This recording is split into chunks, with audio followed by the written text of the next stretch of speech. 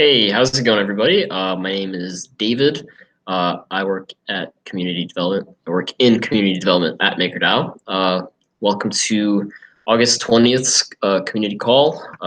If you guys don't know about this call already, this is a very long-running call. It's every Tuesday, same time, same place, similar agenda. We go over the week in MakerDAO. We go over things that are happening in governance, partnerships that are happening, integrations that are happening, highlight interesting articles, stuff that's going on in the community. And so today with Berlin Blockchain Week going on, and it seems to be a bit of a slow day. It's just the three of us. Every once in a while, we also have a guest on the call, which I'm hoping to get more consistently high quality people that are relevant to MakerDAO on, especially internally. I'd love to get more internal people at the foundation on these calls and externally. So if you're interested in coming on the call and talking about something or engaging in some conversation with our community, definitely reach out to me. Happy to have people on the call. It's for the community. It's for all of us to try to gain insight from each other and to see what's going on and what could be moved forward. So with that being said, today's call is probably going to be pretty short. I'm going to run through basically the week at MakerDAO. And so a few really interesting things have happened. We ran a new type of poll for the first time in Maker's governance history, sort of. This is a poll that's going to be recurring. It's going to be a type of poll that happens every once in a while. There aren't any like hard cycles currently because, this is an emerging sort of process in governance, and we don't know how often this poll will be necessary. But the poll I'm referencing is the collateral asset priority poll, and it's in preparation for multi-collateral Dai. Right now, MKR token holders basically have participated in a governance poll, which establishes some soft consensus on whatever the issue is at hand. And this week we had a poll that ran for 7 days, and it polled what is it? 1, 2, 3, 4, 5, 6, 7 different assets, and these are the assets that have been proposed by the foundation, just as a short list. And so the community voted, and the priority list is as follows, actually. So I'll kind of name it out, and I'll give you guys the weighting of the vote for each asset. So there was a yes or no poll, and basically the no's were subtracted from the yeses, and then that total number was just put in order. So the number one asset for the asset priority list, or for the collateral asset priority list, actually, wait, I missed a critical piece of context. So what is the asset priority poll? What is the priority list? It's basically, in multi-collateral Dai, every single asset has to go through a collateral onboarding process so that it can be assessed for its inherent risk, so that appropriate parameters can be set around it. And so currently the risk team, the workflow is going to go like this. The team is going to focus on one collateral at a time and produce as high quality of a report as possible on each collateral as it comes out. And so this priority list is basically just saying, what does the community want the risk team to focus on first?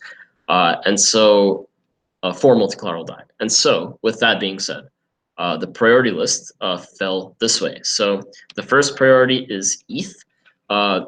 43,000 MKR netted voted for ETH, and second place was REP with a little bit under 30,000 MKR. Third place was BAT, 22,000-ish. Fourth place was OX, which is, I think, ZRX token, with 12,000. DGD got a negative 2,000. OMG got a negative 3,000, and GNT got a negative 8,000. And so with that, the interim the interim risk team is going to be focusing on producing a high quality collateral onboarding report for ETH. And I think this is actually ideal for how this played out, because ETH in single collateral Dai was set up with very conservative parameters, because a risk assessment of the type that's going to happen didn't happen for ETH. Maybe like a shorthanded one did, but we kind of, the parameters were set in a way that was like very safe. Like 150% collateralization ratio is it's a nice buffer for an asset like ETH. So with this list, we're actually going to have a ETH being, the top of the liquidity. It's going to be the first report produced by the risk team, and it's going to serve like a really great template for the assets that follow it. So I'm very happy about that. I think that ETH needs a proper collateral assessment.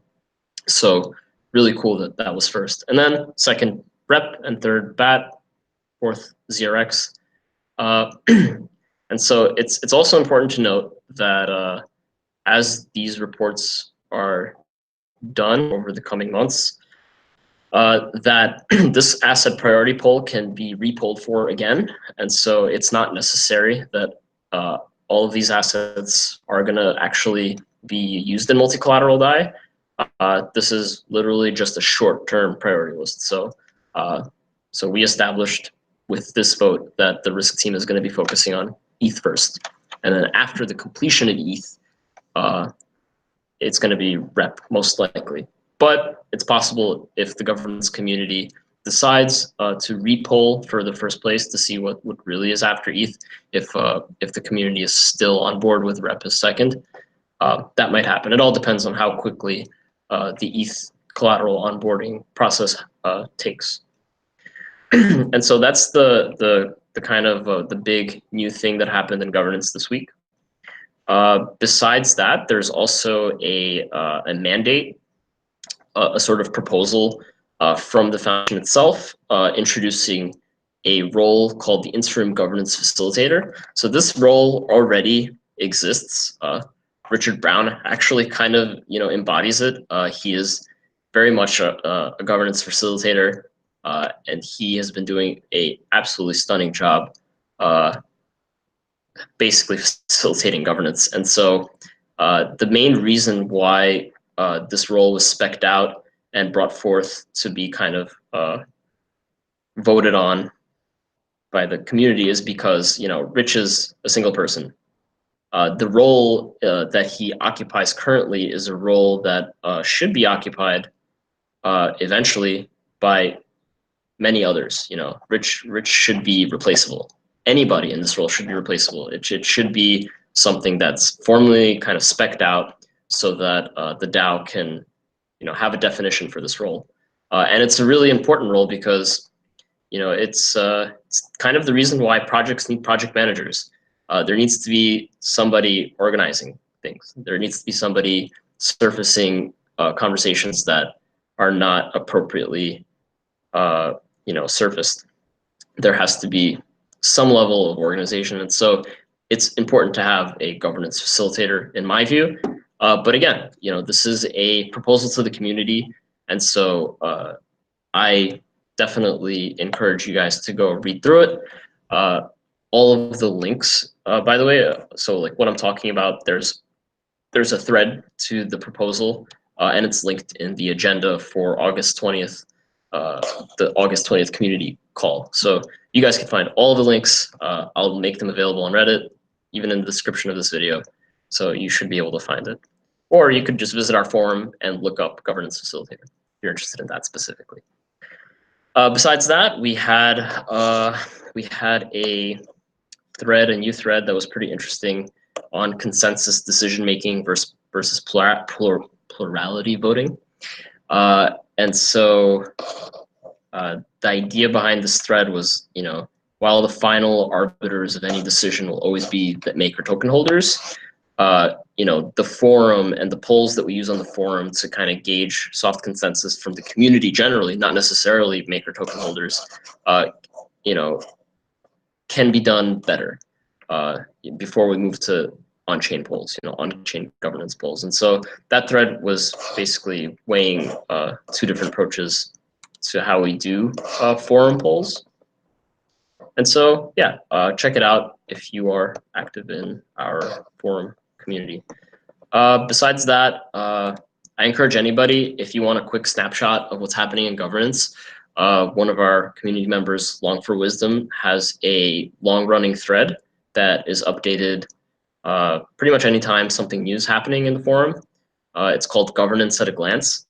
And so I encourage you guys, if you want a snapshot of governance, even outside of the purview of this call, check out that thread. He does a really great job of listing what's happening.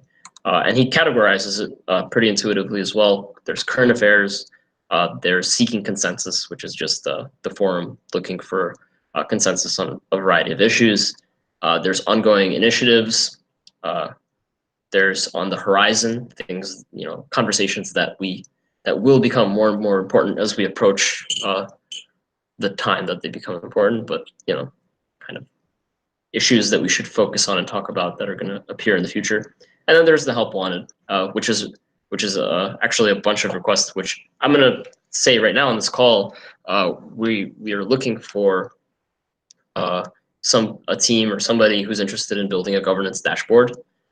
We'd love to see a data-filled, comfortable dashboard for like the average user to come in and take a look at what's going on in governance on chain. We already have the second one, so I'm going to skip that thread. And then the third one is styling for this forum and the community development portal generally, which actually, so we do have a couple people looking at those last two. So the real outstanding one is the governance dashboard. That's currently what we're looking for the broader crypto community to be interested in. And so with that being said, there's funds available to basically help fund this kind of project. So we're not asking for purely volunteers. We just want somebody who's passionate. We're happy to help incentivize this thing to get built. So yeah, that's about it for governance. I'm gonna pause there for a second and just say hi. Hi, Katie, and hi, Frank. Yeah, it's intimate. It's just a few of us. The majority of people are gonna have to watch this on YouTube. Hi, guys. Yeah, see, me and Katie are just not aligned. Now that she's in New York, I'm in Berlin. Yeah, I know. It's horrible. How is it over there? How's Berlin? Berlin is really great. I'm gonna talk about it. Nice. Towards the end. Yeah. So cool. yeah, Can't wait to hear about it. Yeah, this is gonna be a pretty short rundown. But so new hires at the foundation. We hired Derek Flossman. He is coming on as a product manager. He's based in Copenhagen, so he's going to be working out of our Copenhagen office. Yeah, that's about it for new hires. Now I'm going to jump into partnerships, integrations, grants. And so this week we saw a handful of things. We saw Centrifuge's Tin Lake put out a really cool Medium article. They're turning Dai into a global currency, using Dai as the medium of exchange of choice for on-chain financial transactions on OpenLaw. Oh, wait, well, I just totally mixed up 2 bullet points. Sorry about that. OpenLaw is using Dai as a medium of exchange of choice for their on-chain financial transactions. So OpenLaw is a really, really cool blockchain project that is attempting to disrupt the legal space. Definitely worth looking into. Next is Centrifuge's Tin Lake. I have no idea how to pronounce that. But they have gone live with financing of more than $180,000 USD in basically Dai. And so to give a little recap of what that is, literally scrolling to the end of this thing because my brain is not working. But yes, this is a pilot. It's a pilot project to bring real-world assets on chain, and part of that is collateralizing these assets with Dai. Yeah. I'm gonna skip over this and admit that that was a very subpar explanation of that project. So maybe I'll dig a little bit deeper into it perhaps next week on next week's call when I have a little bit more time to prepare. But regardless, moving forward, we saw Kickback, which is like it's like meetups.com, but it actually allows for people to stake on their attendance.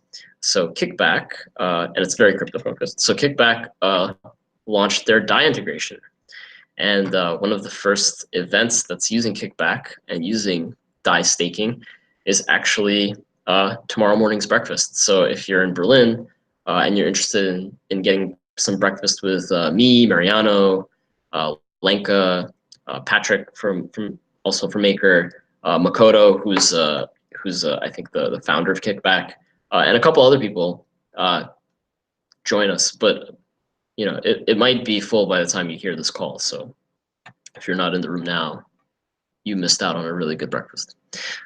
So moving forward, yeah, so Ching.store. So this is not a new partner. This is actually one of our grantees. So Ching is a POS system for basically pop-up economies. Makes it really easy for any kind of store to put up a POS system and accept crypto. And so they're moving into their second phase of developing. They're pivoting a bit because they realize that the POS space suffers a chicken and egg problem where you know, because not a lot of people pay for things with crypto, not a lot of merchants accept crypto. There's, you know, it's too much work for not enough payoff. And so they're transitioning into an approach where they partner with other POS systems to make Ching easily integratable into current POS systems. And so with something like that, you know, your average store, if they're using a partnered POS, they would be able to accept crypto fairly easily. And that's actually pretty exciting on the side of consumer-facing crypto usage.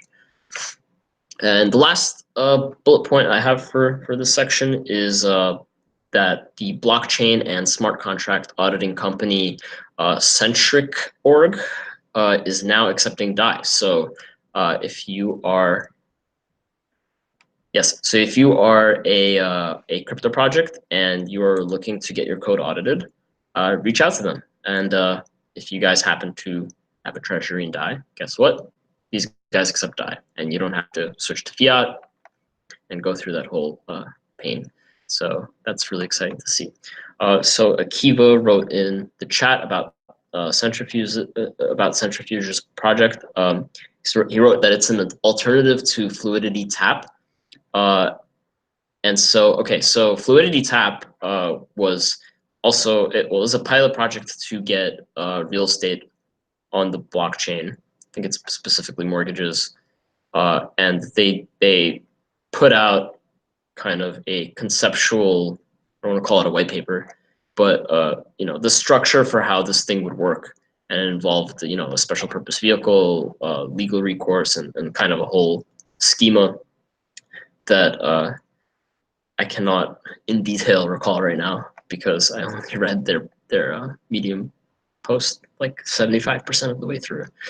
But regardless, you know, they are innovating on how to get real chain assets on chain. And, you know, these are pilot projects that are being launched. And if they work out, it would be really great. These are like the baby steps of getting real assets on chain. And so Akiva asked how they're similar and how they're different. I'm going to copy this question into the agenda for next week because I actually have a section in my agenda, questions from the community. It's like mostly empty all the time, but now it's not empty. So tune in next week. I will be more prepared and I could talk a little bit more about how they're different. All right, so that's it for partnerships, integrations, and grants. I think there was one more that came out right before this call. So actually, give me 1 second. I'm gonna just make sure that. Oh yeah, so one more. So crypto.com. So crypto.com lists Dai and geez, I don't know how to phrase this. So Dai has been added to Crypto.com, and it's also been paired with their Visa card, meaning it can be spent, with anybody, any merchant that accepts Visa. So yes, that's actually a pretty big partnership. That's awesome. So yeah, I'll probably mention it again next week since it was so last second. But yeah, so that's what's been going on that front this week. Podcasts and interviews, none I've seen. Let's see. All right, from the Maker blog. So kind of stuff that we put out this week. If you guys, one of the biggest things that people have been begging for the longest time, me included, is a roadmap. And and I'm really pleased to announce that we came out with a roadmap. And so this roadmap is realistic in the sense that it doesn't have any date but today's date on it. And so you could see some of the fundamental steps that have already happened on the road to multi-collateral Dai, and also the steps that are necessary before multi-collateral Dai launch.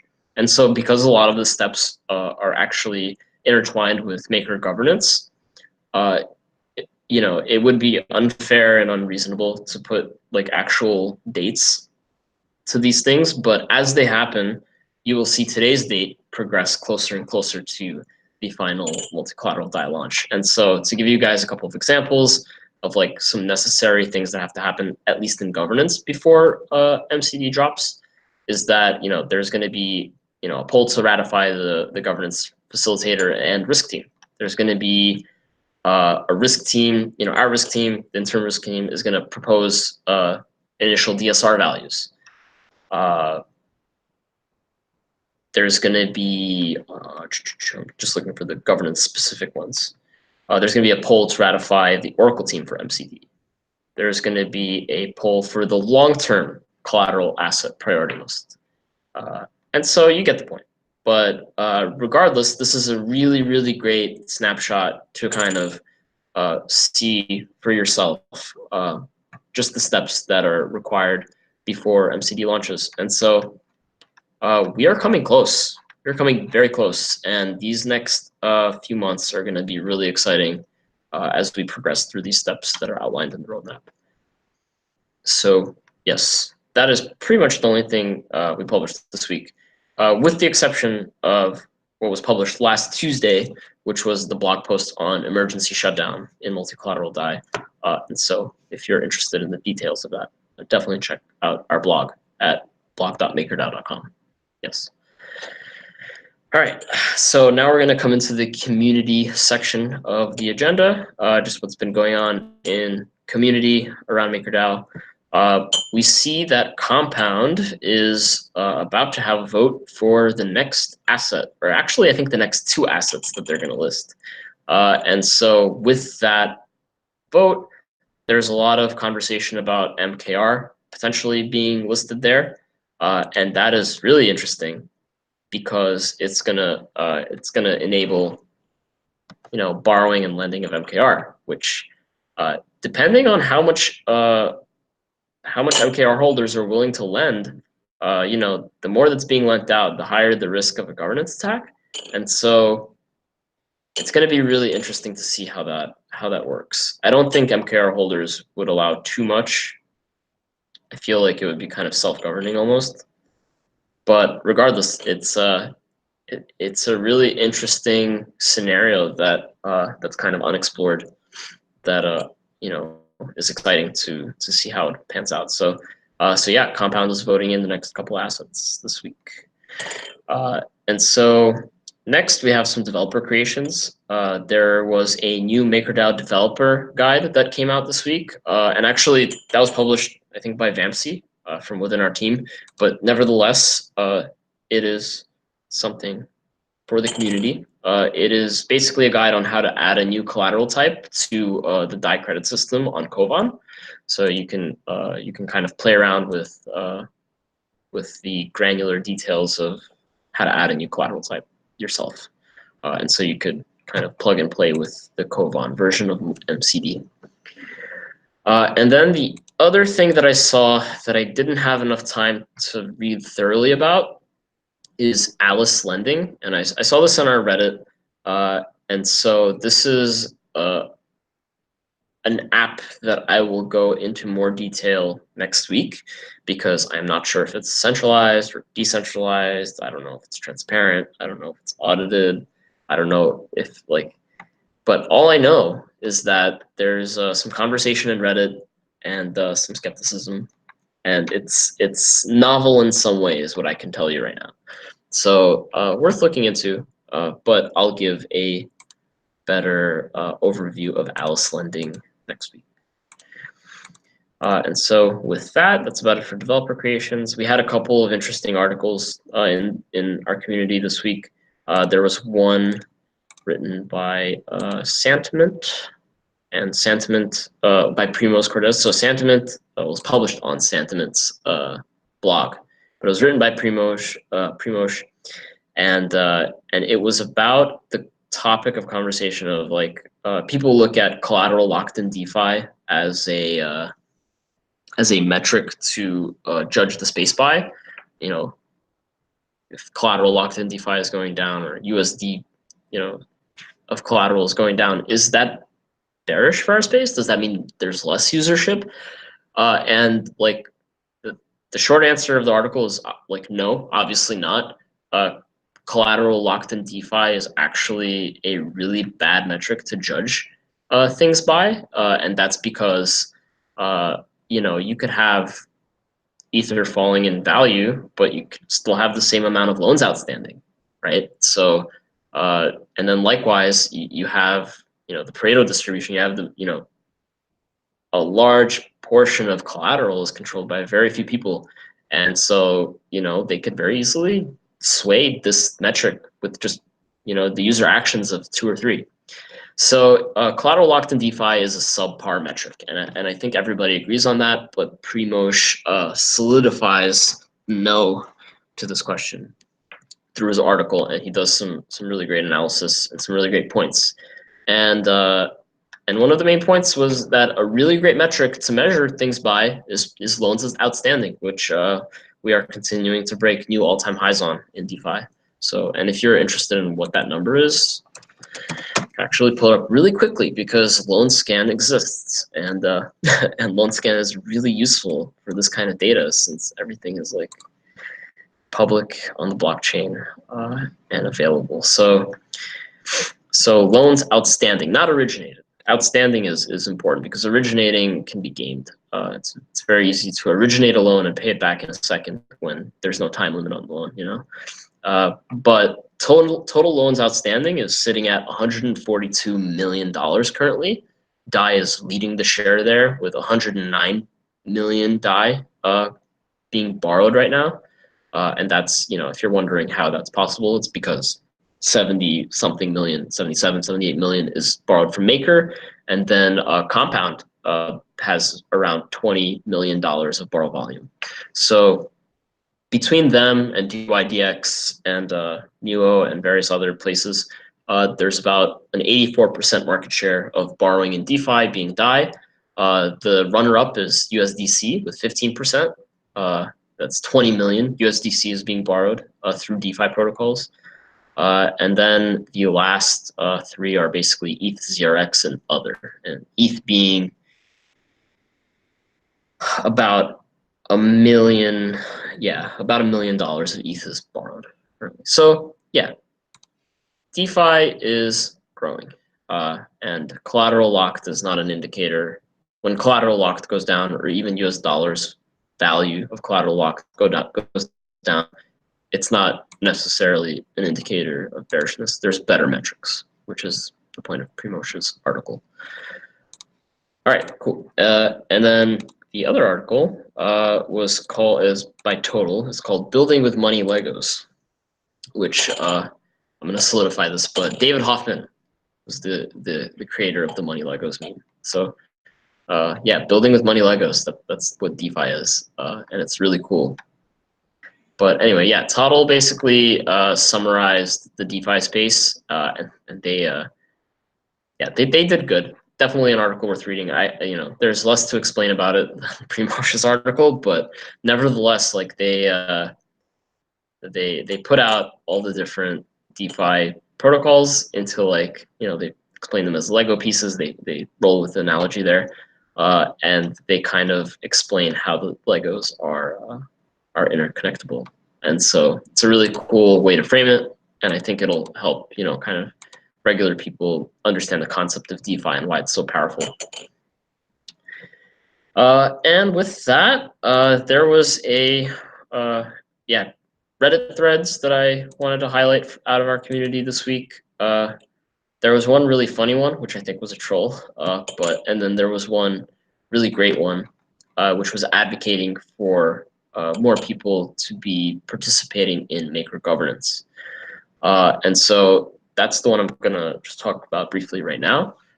So the thread was posted by Long for Wisdom, who's been absolutely one of like our star community members. He's been doing a lot of work on the emerging process side and figuring out how to do things. And so Long for Wisdom and many others are the integral part of MakerDAO governance, and it's really the community that drives this thing. And so this thread was calling for more people to be engaged. And so he also listed out a few different ways that you can be engaged. You could join the forum. You don't even have to vote. Just join the discussion. Find one thread. Find one thread that you are even partially interested in, and think about it. Give us your thoughts. Give us your feedback. Give us constructive criticism. Like that's how we're gonna move forward in the space. And with enough interested parties, it doesn't take a lot. You don't need to devote 40 hours a week. You could do an hour a week or half an hour. But yeah, join the forum, see what's going on. Again, governance at a glance. You could literally just see what the current stuff is and choose the one that is most relevant to you and your knowledge set and your professional ability to think through things and critically solve problems critically and stuff like that. So yeah, so that's one. You could also vote in the voting portal. I would say that voting is definitely one way you could be engaged. The third one is introducing yourself in MakerChat. So there's a ton of really great people in MakerChat, and I love our community in MakerChat specifically, especially. So yeah, definitely join MakerChat. And then the fourth one he lists is to watch the latest governance and risk meetings. And I'll actually add to that, if you don't have an hour and a half to listen to these every week, or you just want to listen to a very specific part of the governance and risk meeting, perhaps Vishesh's analysis, or anything. Each governance and risk meeting has maybe like 3 or 4 sections that cover 3 or 4 different things. And so if you don't have time to watch it, we produce a summary every week, and that summary is posted in the forum discussion thread for that call. So it's weekly, it's there. And the summary has video anchor links to each section of the call, and it's bullet pointed out. All the main points are there. You could read through it in about 10 minutes, even less if you're just looking for something specific. So I encourage you guys to attend the governance risk meeting, watch it, read about it, but stay informed, especially if you're an MKR token holder. So yeah, that was Long for Wisdom's posts on Reddit, and I highly support that post. And then the other one made me laugh, and it's a bit of a maybe comic humor for that genuine plea looking for governance. But there was a guy who all right, well I can't find the thread, but I'll tell you what it is anyway. So this guy was like, yeah, my friend told me about MakerDAO, and I bought a bunch of Dai, and I haven't lost money, but it also hasn't gone up. And like, it was just hilarious. And everybody in the comments was like, oh, come on, this is classic. You don't buy Dai, you have to buy MKR if you want to invest in a Maker. But yeah, it was a pretty funny thread. It gave me a good laugh because when you read it at first, it's written in like a very serious way. So it was a good chuckle. Yeah. And then let me just look at my agenda again. Yeah, that's about it for all the stuff in our community. The very last section I'm going to cover is the real life events, which I'm actually a part of for once. I'm here in Berlin for Berlin Blockchain Week, and man, there is a lot on the agenda for Berlin, and half, if not more, MakerDAO isn't even a part of, which is exciting to see how big the blockchain space is.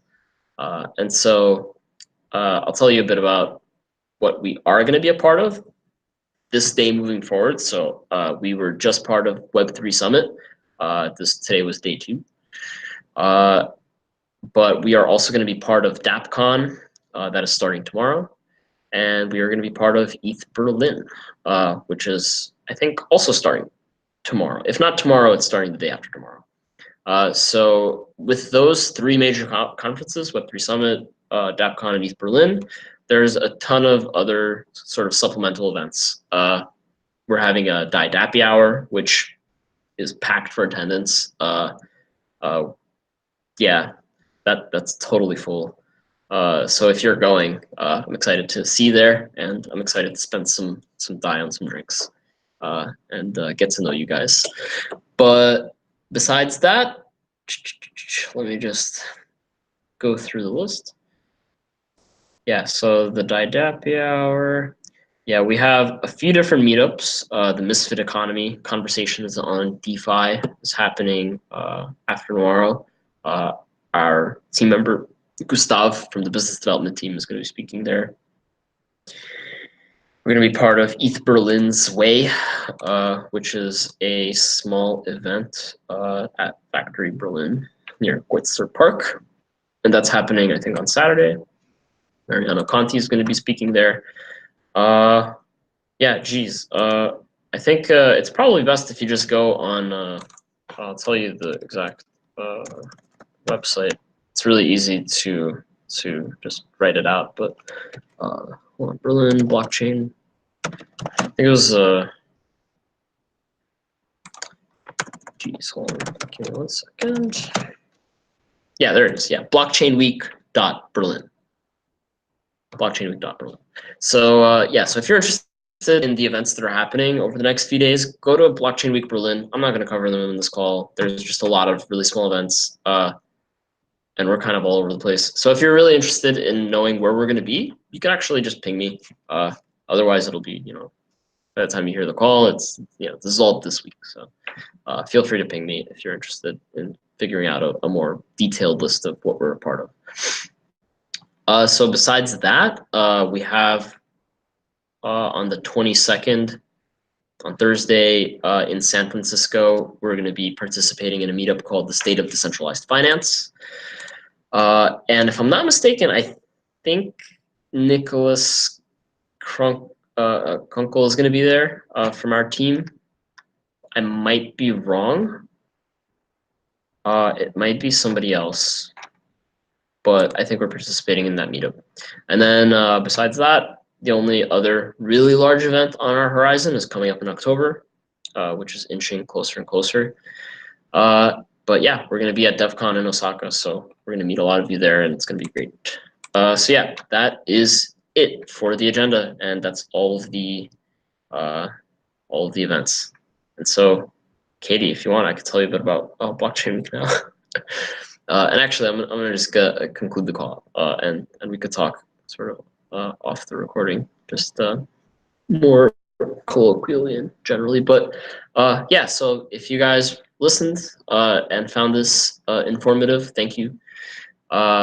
It's a pleasure being able to host these every week. And so if you're interested in being a guest on this call, or if you're interested in having some specific topic covered, reach out to me, comment on Reddit, even post your own Reddit thread if you really want to see something on the call.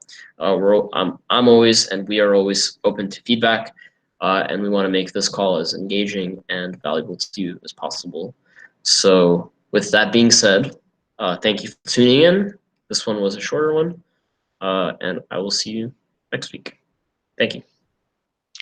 Have fun in Berlin. Woo!